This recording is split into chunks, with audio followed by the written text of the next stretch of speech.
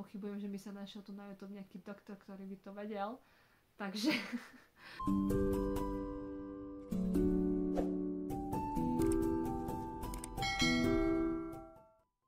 A keď to vám musím povedať. Ide o to, že ja mám trošku takú... mám tak trošku zníženú imunitu a musím jednoducho do seba dávkovať asi nejaké tie vitamíny, napríklad D aspoň, lebo slnečku pomáha udržiavať vitamín D, ktorý ja napríklad asi momentálne teraz búvico nemám. Ide o to, že ja som posla short, že mám skladka, že prečo zase ja, že teraz som vyšla z marotky a mesiac som vydržala a idem na ďalšiu marotku, pretože ja som akože tam bola so zápalom a teraz som bola so chrípkou, ale takou strašne extrémne silnou chrípkou, celé Slovensko tým akože dosť prechádzalo. Počula som, že niektorí boli na marotke aj mesiac, že až takáto chrípka, že to bolo naozaj hrozne a horšie než samotný COVID. Takže všetky choroby teraz akože dosť mutujú. Dosť som bola z toho ako keby, akože doktorka mi povedala, že by som mala radšej ešte zostať doma, ale že väčšinou ma rodí okolo 2 týždňov, hej, ale som počula, že už je mesiac, tak akože takže zo štvrtok už akože idem do práce, pretože už si nemôžem dosť akože dovoliť jednoducho vymeškať v robote, vymeškať v škole, vymeškať akože čokoľvek. Celé dni ležím v posteli a potím sa ako dostihový kôň. Jednoducho je to neskutočné, akože dosť trpenie veľké toto, čo sa akože dialo teraz. Mnohí akože naokolo si všimli, že jednoducho, že nemám nejakú tú takú bežnú stravu ako oni a že neladujem do seba nejaké tie sladkosti alebo sladké akože buchty a nejaké tie akože slané veci ani nič také. Ide o to, že ja som si ten problém ako keby sama ako keby privliekla do seba. Jednoducho, že ja som zo dňa na deň kompletne všetko som prestala jesť. Jedine, čo som ja teda jedla, bol, viete, ten taký fínsky chlieb, on je taký maličký. Tak to bola jediná vec, ktorú som zjedla za celý deň, pretože mi zo všetkého bolo zle. Normálne zo dňa na deň mi tak prišlo zle neskutočne, že ja som do seba už nemohla nič dať a ja som bola rada, že som do seba dala aspoň ten chlieb, aspoň trošku. Kde ako samozrejme dala som navrch si taký ten malý akože plátok šalátového listu. No a potom som akože mala dosť som veľa schudla, lebo som schudla vraj 60 kg. Takže som bola taká ako keby dosť som aj oťapená, unavená, imunita mi klesla, toto mi kleslo. Už som akože nevládzem, pretože som bola dosť taká akože všelijaká. Ešte stále som taká všelijaká a myslím si, že aj tak dlho budem. Pretože ako ja som bola rada, že som aspoň niečo začala jesť naspäť, pretože som začala jesť ako keby žemle, trošku ako keby síce pripravené, hej, že žemla, šunka, trošku syru a takto, ale zjedla som naozaj takú malú žemličku, malú krajserku. I to nie biele pečivo, hej, stále jem iba celozrnné veci. A po čase som jednoducho skúsila rybu, zjedla som rybu varenú, ale už som nesmela jesť nič okorenené. Už som bola taká, že cítim korenie, cítim veľa soli, alebo cítim veľa cukru, alebo cítim takto, tak úplne ako keby taká som teraz z toho divná, keď akože cítim napríklad niekoho piť energetické nápoje, mne je z toho na zvracanie, jednoducho ma napína. Cítim niekoho, keď niekto otvorí šampanské alebo otvorí niečo, čo je extrémne presladené a ja to normálne cítim na sebe, ako ja to len zachytím nosom a už mi je strašne. Potom ako keby som začala jesť šunku bravčovú bez lepku či bez laktózy, už neviem, jednoducho tam sú bez. Tak ale samozrejme 90% musí byť mäsa a len šunku. Skúsila som jesť varené mäso a prišlo mi zle. začalo ma napínať. Z vareného klasického mäsa mi prišlo jednoducho zle. Neskúšala som všetky, ale viem isto, že nemôžem kuracie a nemôžem ani bravčové, čo je paradoxom, že lebo zjem šunku, hej, lebo tá je nejako upravená tak, že jednoducho, aby sa to dalo stráviť. A jednoducho začala som jesť výživu, ako keby som bola dieťa, jednoducho výživu, šunky, celozrné pečivo, krajserky, hej, také tie. A jogurtiky len čisto smotanové, neochutené. Potom som sa naučila, teraz ma nedávno naučili jesť krupičku, tu pribínačika, tu so škoricou. Škorica, že mi veľmi pomôže, tak som akože začala škoricu. Tak urobím si smoothie, banánové smoothie so škoricou. I to naozaj na celý deň mňa to úplne odrovná, hej. Ale vypijem, hej, aspoň dačo, ako keby snažím sa akože smotaný, akože syry bezlaktozové som si napríklad dala, skúšala som aj iné camembery, ten som si dala a stačí mi naozaj jeden kúsok, hej, jednoducho takéto. Zjem varené zemiaky, ale zase žiadne osolenie, nič, ako keby také na hlupo, no, oni to tu na Orave volajú, že na hlupo, že iba tak akože tak, tak toto zjem trošku s rybou, alebo zjem s karfiolou, ale nezjem žiadne mäso. Jednoducho taká som z toho úplne... Ja mám normálne neskutočnú chuť, akože dať si, skúsiť to, zjesť to, ale skrátka to nejde. Jednoducho a počas Vianoc tu boli moji rodičia a ja som im povedala, že ja strašne mám chuť, ja to normálne, ja chcem skúsiť zjesť varené mäso. Taká som bola, že poďme počase to znova skúsiť. Tak jej mamina akože uvarila mäso a jednoducho ja som si ho položila na jazyk a začala som. Už mi bolo zlé, už ma napínalo a to som ho na jazyk položila. Jednoducho neviem, čo sa so mnou stalo, jednoducho už je to akože roky, čo som nejedla nič. Ja som rada, strašne rada, že aspoň niečo zjem. Napríklad som začala jesť tie vegánske veci, čo sú v obchode, tie sojové veci, tie rezne a burger a takéto veci, čo sú pripravené ako keby pre vegánov, alebo humus, alebo takéto veci, ale jednoducho nezjem toho veľa, ale stále je to niečo, ako keby som nezjedla nič. Hej? A to som strašne rada, že aspoň niečo. Pretože vezmite si, že napríklad ja paradajky nemôžem, hej? Nemôžem, pretože som na nich alergická. Ja som paradajky strašne zbožňovala a teraz už nemôžem ani tie paradajky. Taká som z toho dosť taká zničená, pretože ako keby zo mňa niečo tak ako keby odišlo, ako keby som bola jednoducho odtrhnutá od niečoho a jednoducho zablokovaný prístup, koniec, toto nesmieš jesť, pretože z toho ti bude neskutočne zle. A jednoducho zješ niečo navyše, ja zjedím niečo navyše a už mi je zle a už ma všetko svrbí a už sa tu trhám a už som nervózna, lebo som si dovolila niečo zjesť navyše. Tak ako dosť som taká z toho, že ja chcem, snažím sa, ale nemôžem. Jednoducho to je také ako keby zastavenie niečoho a dosť, hej.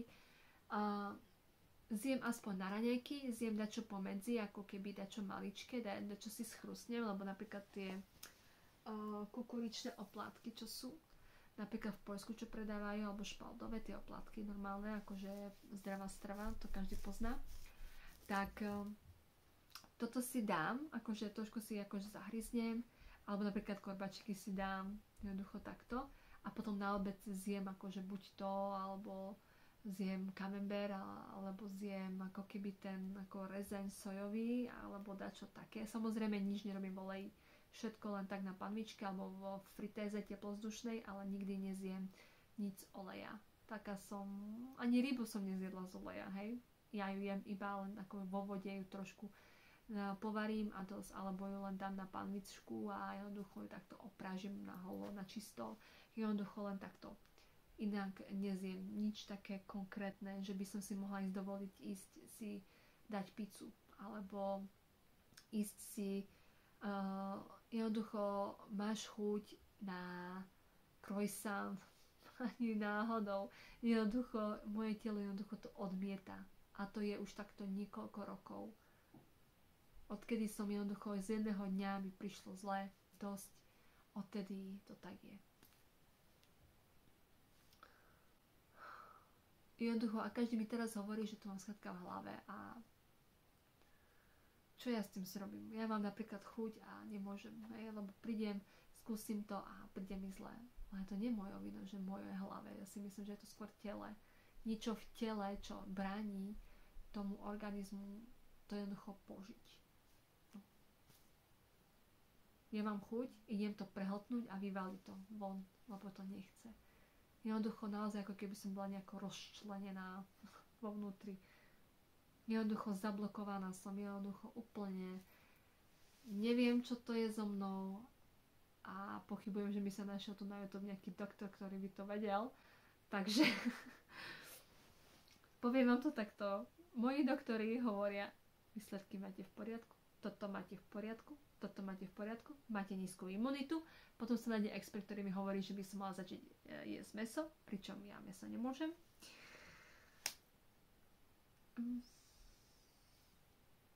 Hold. Co mám dělat? Netuším.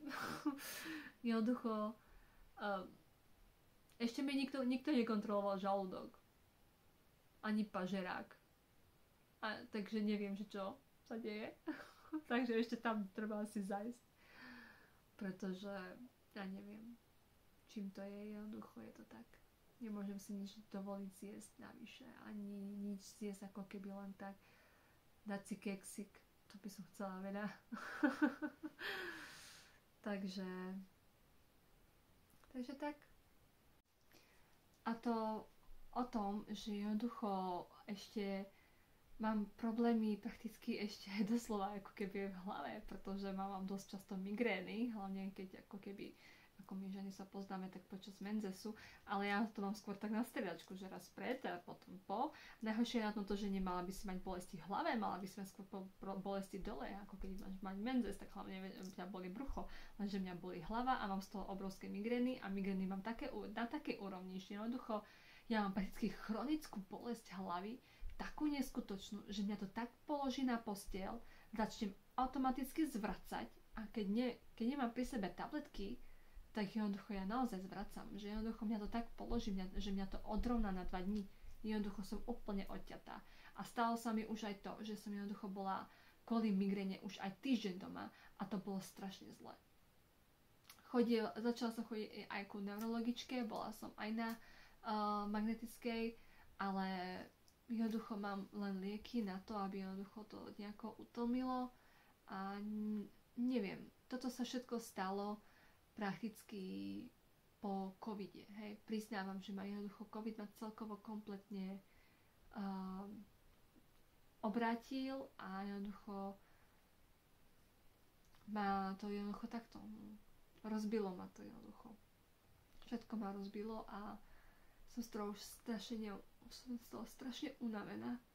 Hlavne to, že ako ľudia sa snažia, hovoria ti, že jednoducho snažia sa do teba hučať, že mala by si začať jesť, mala by si začať robiť niečo so sebou, stále si furt iba chorá, nejako sa nesnažíš dať dokopy ani nič a pritom ja som rada, že som rada a jednoducho už strašne nevládzem, pretože ja som sa prakticky stala ešte horšie, ešte viac citlivejšia, ešte viac som emocionálnejšia, než som kedysi bývala. Pretože ja som ešte aj taký ten človek, že dokážem si ako keby prebrať bolesť ostatných, takže napríklad keď niekto niečo rozpráva, že sa niečo zlomil, cítim to na sebe, alebo že ho niečo trápi, cítim to na sebe a jednoducho ja to s tým človekom preciťujem. Ja som takedy chcela byť psychologičkou, hej, že som išla som sa prihlásiť na psychológiu, no teraz si vezmite, že by som študovala psychológiu, hej, a jednoducho by som sa dostala do takejto pozície. Jednoducho neviem, čo by sa stalo, hej, ale možno, že by to bolo celé ináč teraz, hej, keby som napríklad sa dostala tam, alebo že by som to naozaj študovala, hej, že možno, že by to bolo všetko nejako inak fungovalo, že možno by sa stalo niečo zase iné, hej, nebudem na týmto takto rozmýšľať, ale jednoducho unavuje ma, že jednoducho ma tí ľudia jednoducho takto zhodia a jednoducho mi ubližujú takto psychicky. Ja sa jednoducho dokážem... Mňa jednoducho toto všetko tak ničí všetko, keď napríklad študuješ 2 jazyky, hej. Máš slovenčinu, máš angličtinu, stane sa, že ti vypadne slovo vo slovenčine, stane sa, že ti vypadne slovo v angličtine a nevieš to slovo povedať vôbec, hej.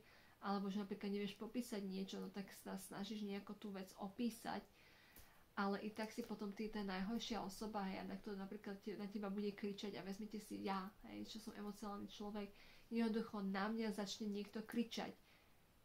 Ja automaticky sa neviem začať hádať, pretože automaticky mi začne ísť tlak do hlavy. Neskutočne mi hlavu tak vytlakuje, že ja nevládzem sa s niekým hádať. Jednoducho sa musím len rýchlo nadýchnuť, povedať niečo, jednoducho stane sa, že napríklad poviem, skončila som s vami a jednoducho musím utiecť, pretože ja to nemôžem zvládať, neviem to počúvať. A napríklad vezmite si, že kolo mňa je strašne veľa takých ľudí, ktorí rozprávajú, ako keby kričali. Hej, takže napríklad moja mamina Viona takedy strašne tiež tak rozprávala, že ako keby kričala a teraz si všimla, že ja som skrátka taká citlivá, že skrátka ja nezvládam krik. Hej, že nezvládam, keď niekto skrátka kričí a ja som teraz taká z toho... No. Musela som sa už vyrozprávať, pretože mi bolo strašne takto... Ja som chodila aj ku psychologičke, povedala mi, že som v poriadku, lebo ja som v poriadku. Nie, že by som nechcela jesť, alebo že ja by som napríklad nechcela dať čo urobiť. Len moje telo jednoducho robí opak. Jednoducho to nechce, odmieta to a jednoducho keď to nechce a odmieta to, tak skrátka ho nebudem nútiť.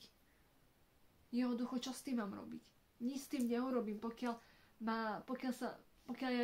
ma neotvoria, tak asi nezistia, že čo sa deje. No, tak ja neviem. Snažím sa vybudovať slavstvo, tak sa snažím aspoň nejako cvičiť, aspoň pilates, aspoň dačo jednoducho precvičovať, hej, že aspoň nejaká tá energia, snažiť sa byť tak v kľude, jednoducho cvičiť, meniť myšlienky, robiť niečo iné, ako to myslieť na niečo, že čo ti robí zle. Jednoducho napríklad aj ľudia, ktorí ti robia zle, tak jednoducho si zmeníš myšlienky. Musíš si zmeniť myšlienky, pretože ťa to potom dostane a vyhoríš. Prakticky by som povedala, že ja som prakticky vyhorená. Aj pretože som prakticky vyhorela. Jednoducho, že som už vyčerpaná, no. Neviem. Alebo skrátka mám nejakú traumu, o ktorej neviem sa nejakú spomenúť, že by som napríklad dačo dala, hej. Krutá realita, no. A hlavne v tomto, že som vôbec niečo začala jesť naspäť a že sa snažím nejako dať dokopy, je naozaj vážne najväčšia vďaka môjmu manželovi, ktorý jednoducho do mňa začal tlačiť jednoducho aspoň niečo, že vyskúšaj aspoň túto stravu, alebo vyskúšaj aspoň túto stravu, už keď ti nejde táto strava, tak skús aspoň skús toto ochutnať. A naozaj, kebyže nebolo jeho, tak neviem, že by som dačo dala do seba, asi ani nie. Ale aj tá iniciatíva, že som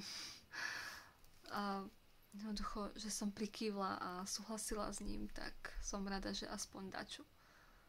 Lebo naozaj, kebyže nie je jeho, tak neviem, kde by som bola teraz. To je také moje malé priznanie. Takže, ak je to nejaký genius doktor, ktorý by vedel, že čo sa so mnou deje, tak určite nech mi neváha napísať do komentára. Takže tak. To som ja, no. A tak, no. Som rada, že si aspoň čo zjem. Dati.